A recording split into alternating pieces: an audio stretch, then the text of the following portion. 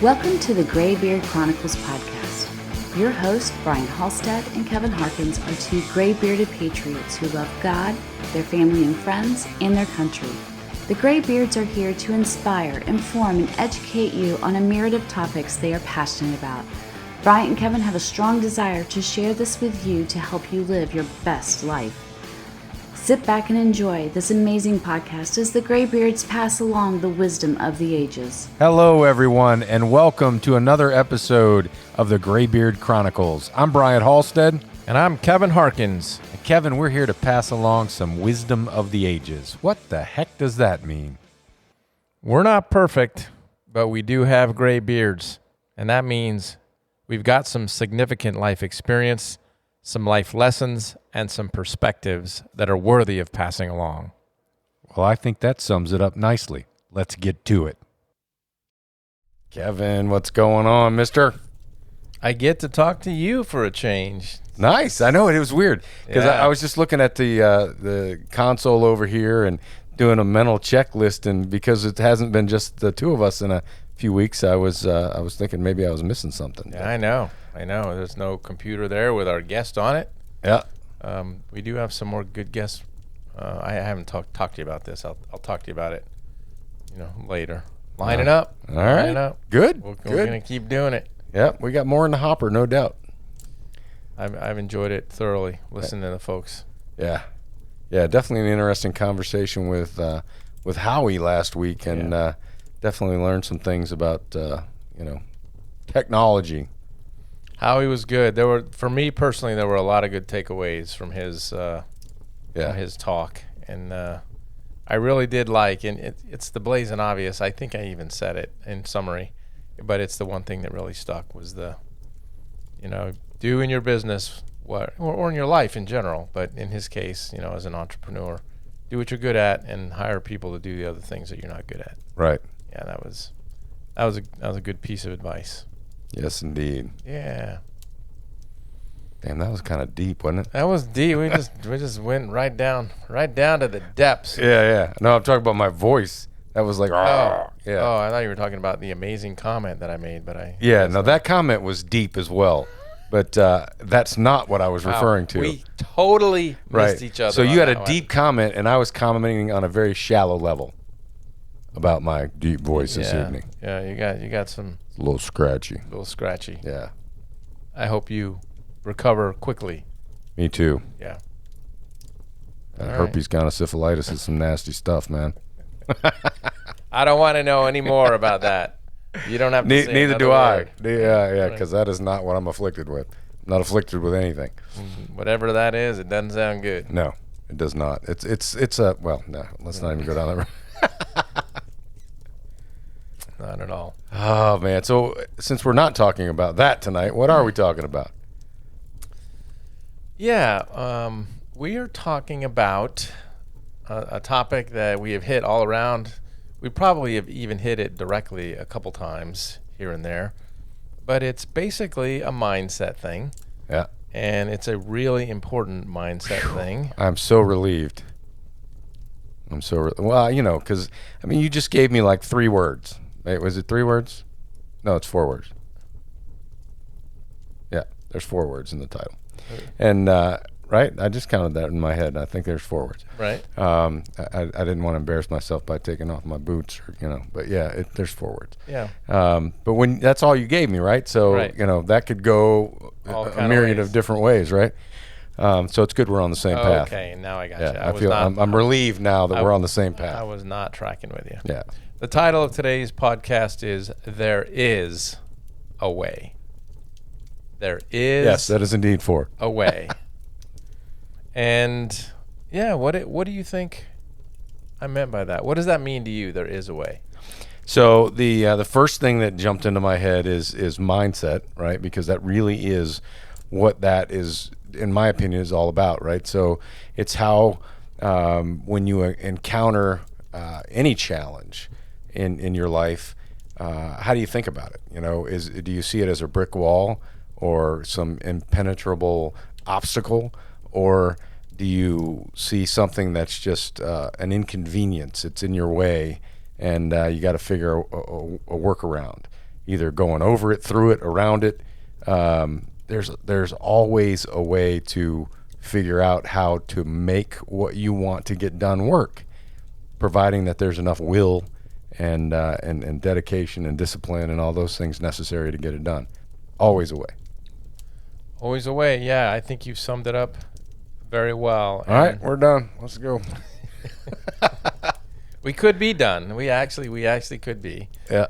But let's pull a few strings for a few minutes. It is a rare person who is confronted with a significant challenge and actually punches through all the way to the end. Right. That's not common. Most people, when they are faced with a very difficult circumstance where there's not a lot of or any obvious choices, no matter what direction you go, there's going to be pain and suffering and difficulty, and it ain't going to be easy. And what does the large majority of people do? Is they just punt. Hit the easy button. That's right. Right. They say, follow "I'm the done." path of least resistance. Right. Or quit. Which is not doing anything, giving up. Yeah. Or I'm not good enough, or I can't do that, or I don't have the money, or I don't have the the physical makeup, or I wasn't born with that gene, or you name it. Yeah. It's all of these external things. Well, I guess some internal as well.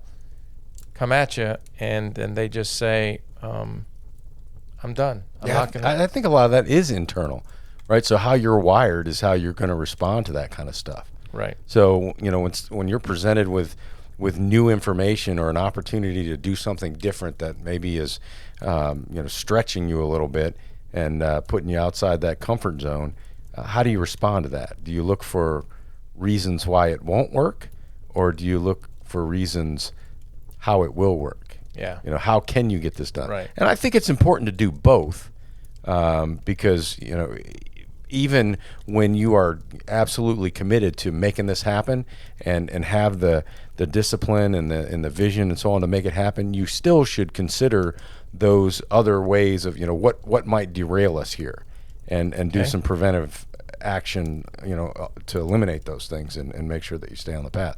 So I don't want to put the message out that it's not a good idea to ever look at the negative side of things and what might screw this up, because you have to kind of that's part of your success strategy, is eliminating any of those things that might jack things up for you. I think that's part of the planning of it all. To do what you said, and that is, consider the downsides, and then how do we avoid the downsides? Right. But I mean, I can think of many examples, and I'll share one that I think people can relate to. And it was when I retired from the military. I think I've shared this story before, probably a long time ago, but I knew that I wanted to try to go into business. Right. And I had a friend say to me, external force, "You're a military guy.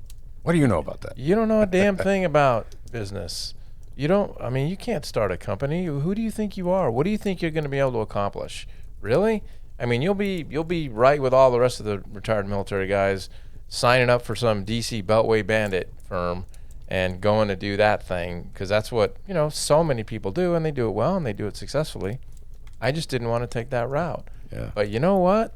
That comment, I mean, it kind of rocked me, because it was, wow, really? Maybe I don't know what I'm doing, or maybe I shouldn't be, or am I crazy? Am I stupid? And finally I worked through that and said, no, there is a way. Yeah, pump the brakes. There is a way. Yeah, it pumped. Because that guy, the only thing he's spouting out is his own fears and insecurities. Amen. It has nothing to do about you. Amen. Nothing at all to do with you. And that's the point right there, is that there are so many of those people in your lives, people who mean well for you, or they think they do, but what they really don't probably fully understand themselves is they're projecting their own insecurities, their own weaknesses, their own fears onto you, because as long as you're not outdoing them, they feel pretty good about themselves. Right. But as soon as you start having some success and moving forward, then they're like, wow, he figured it out, and I'm kind of stuck here in my place where I've been for a long time, not really accomplishing all that much. Right. So I'm not sure this is a good way to make friends, and at the same time, it could be a good way to help other people. When you're should you ever be confronted with that situation again, Yep. Respond with something like, I appreciate you sharing your thoughts and opinions with me on that, and I'm really kind of glad. I mean, not even kind of glad. I'm really glad that I'm not afflicted with those same weaknesses and insecurities, and I surely hope you do something to get over them. Right. Yeah. I mean, depending on who you're talking to, Right. that might. They'd be like, "What? What? What did you say?" And then they'll think about it, and they might actually make some positive personal change as a result. Right. There is a way, and here's the thing: you hear this all the time. If somebody's willing to die for something, they literally are either gonna die, or they're gonna be successful at doing whatever it is that what they have set out to accomplish. Yeah. And there are people who commit their lives to a cause, and seriously, they're like, I'm either going to do this, or I'm gonna die trying. Right. And if they mean it, because people give that lip service, Yeah. but those who really mean it, they're basically unstoppable. I mean, it's going to happen. We've said before, what is a decision? A decision is when you come to the point where there is no other option. Right. That's it. I'm doing it. I'm going to succeed. And when in your mind, when you've made that decision, there is a way. Now you just have to find it. Yeah. And that shouldn't be a situational thing in my mind. I think that methodology should be your response all the time. You train your mind to think that way. Mm-hmm. When always that's your first response. There is a way. And then should you decide that it's not something you want to pursue, that's fine. But it's about a mindset of possibilities, right? And understanding that you can get it done. If you can think it, you can figure out a way to get it done. That's right. And, again, you might investigate it a little further and decide it's not for you. Right. But that's okay. At least you started off the first few steps believing that it was possible. Right. Yeah. Something in what you said reminded me of you remember, and I think we talked about it a little bit, but I was very much into enjoying the Conor McGregor MMA fighter journey that he was on. Never heard of her. Yeah. No. That's a joke. I have definitely heard of him, and he's quite the force to reckon with in his weight class. I think he's a badass all the way around. He's not actually a very big guy. No, he's a small guy, 5'9", 150, 160 pounds. So he's pretty small. Still guy. whip your ass. Right. Oh yeah. In fact, I don't know if you know this story, but the reason he got into MMA fighting and was because he had his ass whooped a couple times, and he said, I don't want that to happen anymore. Yeah, I haven't heard the background story on that. Yeah, that's how he got started. But anyway, he was just on fire for 4 or 5 years, and I don't think he's fought in a long time, and I don't know exactly what he's up to, and I'm sure he's got all the money he wants, which is one of his objectives. Didn't he get hurt pretty significantly the last time he fought? Yeah, he's been hurt a number of times, but he was the first person in Broke the his leg history or of something MMA. Broke his ankle, maybe his shin. He had ripped his ACL. Yeah. All kind of stuff has happened to him. But one of the points that I've been reading about him again recently, just because I love the story and the success, and he had this, and this is an important point for people to take away from this. There is a way, and he was one of these persons who decided, I am going to be the champion in the UFC champion in my weight class. In fact, I'm going to do it in 2 different weight classes. That had never been done before. But here's the point. It was his belief in himself. Mm-hmm. He just decided, I can do this. There is a way. I'm going to figure it out. And when you have that kind of personal belief, and that, by the way, that doesn't just show up from fantasy land. I mean, if you just sit in your chair and meditate and go, I can do this, doesn't mean you're going to be able to do it. You got to put the work in. Yeah. And that's where he got his confidence from, was the incredible amount of hours, months, years in the gym working at it. But he figured out a way to do it, and it's amazing. It's an amazing story. But we can all apply that to our lives, and that's always what we're trying to bring it back to for the listening audience is, how does this apply to me? There is a way if you decide there is, and you believe that there can be. Yeah. So yeah, and get out there and live life. Do some challenging stuff. Do shit that scares you, whatever that is. Because what's the old saying about the object is not to arrive at the grave in this well-preserved pristine body. It's to slide up in there sideways, tires squealing, smoke flying, yelling "Yeehaw!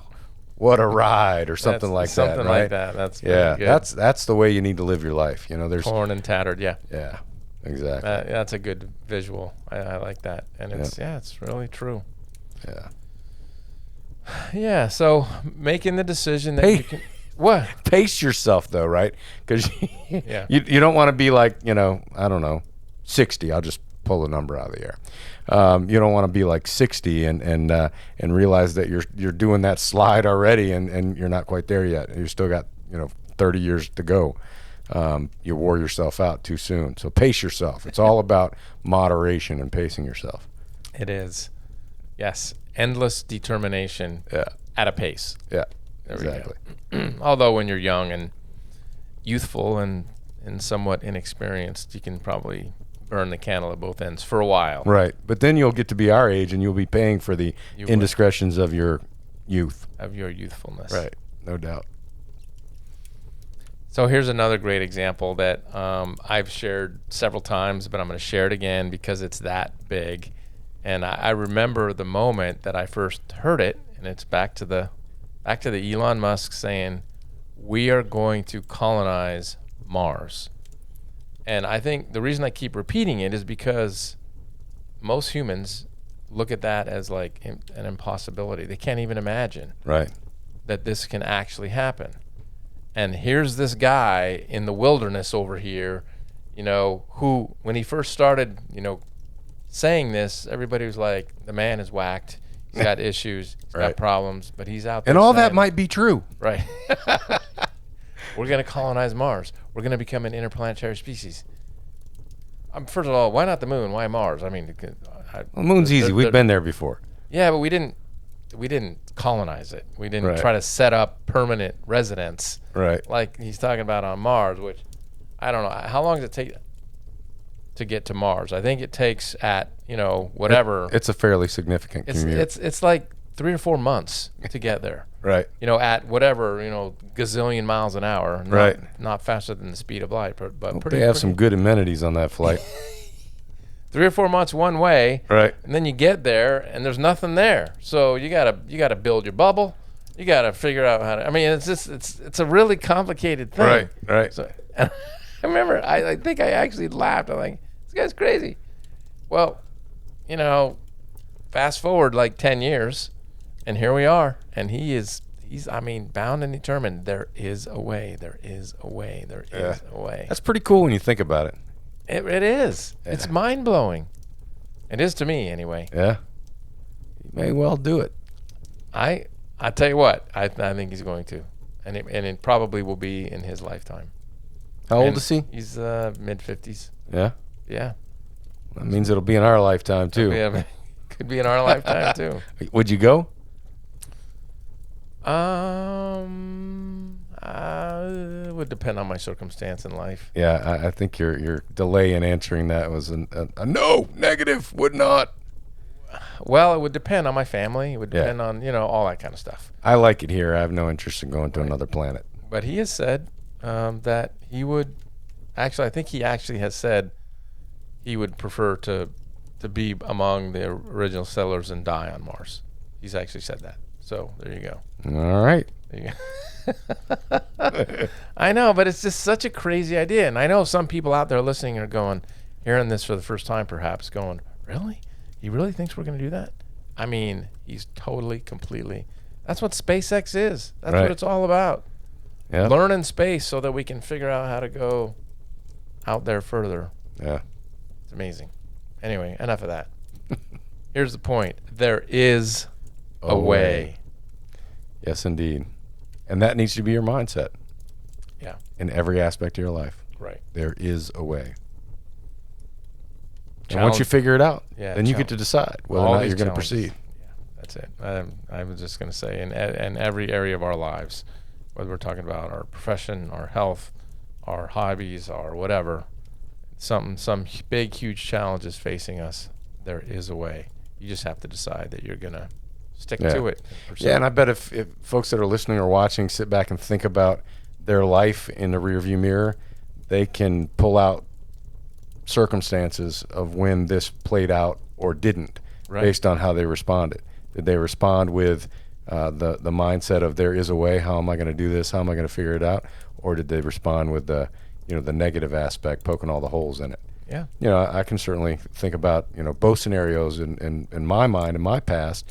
And again, the poking holes in things and looking at the negative or things that, might cause it not to work, that's not a bad thing. Just don't let that be your primary MO. Right. You just trigger another thought, and I'll share it as best I can. It's going to take me a minute to talk through it to get it right. But I was reading recently about why it is that people who have genetic predispositions to be good at something very often are not necessarily the ones who achieve the most. People who are just very physically gifted, for example, or intellectually gifted, or you name it, whatever. And you just, the way that God wired them together, that if they were to truly apply themselves in that area, they could probably break records, create new inventions, go in directions that humans have never gone before. But the reason that typically, in fact, rarely happens, and that it's somebody who isn't nearly as predisposed to have all of those things, is because of their mindset. It is so rare for human beings to move in directions and go as far as they are actually capable of going, that even people who are really good, like really good athletes, but they go and they don't go as far as they can because they don't realize it. They don't want to put the time and effort into it. Desire plays into it. Yeah, no doubt. I was watching a documentary recently. I think it's called In Search of Greatness. Yeah. Did I tell you about it? I don't think so. It's got a number of, it's In Search of Greatness, and the focus is on athletics. All right. And there are three people who were primarily interviewed. They cover lots of people, but Wayne Gretzky, Jerry Rice, and who's the third? Doesn't matter. Anyway, there's a third athlete. There's many that are covered, but these are the guys that are kind of focused on. I thought we were going to figure out a way to put Tom Brady into the conversation again. No, he was profiled on there. He was cameoed. In there, but he wasn't. But here's the point, and it came from Jerry Rice. And Jerry Rice was talking about, he has every record for wide receiver in the NFL. Just more receptions, more yards, more everything when he was playing for San Francisco, I guess catching from Joe Montana, right? Right. And anyway, he just said, I was not the most gifted athlete in there. I mean, I was fast, but not like I'm not like most of these people. If you ran a really fast 40, right, that could put you up in the in the rounds, the draft rounds. Yeah. You could be a first rounder if you were really fast. Doesn't matter if you could play football, it's just if you could run right. fast. Yeah. But he said, I had football speed. I could run. And because I wasn't as good as other folks at these things, I figured out ways to work myself around it. Yep. Yeah, I think we shared a little bit of that before, right? Yeah, that does sound familiar. Okay. So anyway, there is a way. There is a way. There you go. All right. I think that horse has been dead for a couple kicks now. I have a new one though. Okay. There is a way to end this podcast. Darn. I can reach over here and hit this button. Yes. Like this. And say something like this. No matter who you are, where you are, what you're doing, make sure between this podcast and the next, you take time to enjoy the ride. And remember, there is a way. Thank you for listening to this episode of the Graybeard Chronicles. Please subscribe so you'll receive notification when new episodes are available. To learn more about the Graybeards, visit their website, graybeardchronicles.com.